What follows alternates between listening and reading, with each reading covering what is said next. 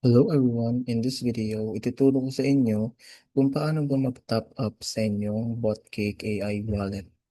So, punta tayo sa inyong page and then click natin si Botcake AI. Then, General. As dito, as you can see, zero pa yung balance. So, punta tayo sa Management. Tapos, kung wala pa kayong account, mag-create lang kayo. Click nyo tong new account.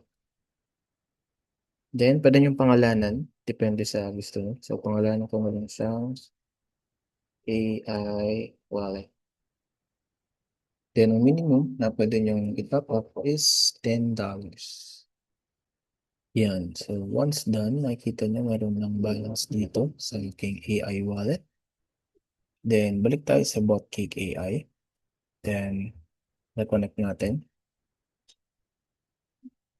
Okay.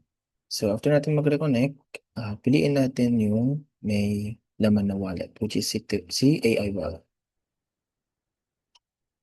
Yeah. So, kasi nag-reflect na dito yung balance. And then, pwede mong i-turn on or turn off yung auto top up. So, punta na tayo sa general.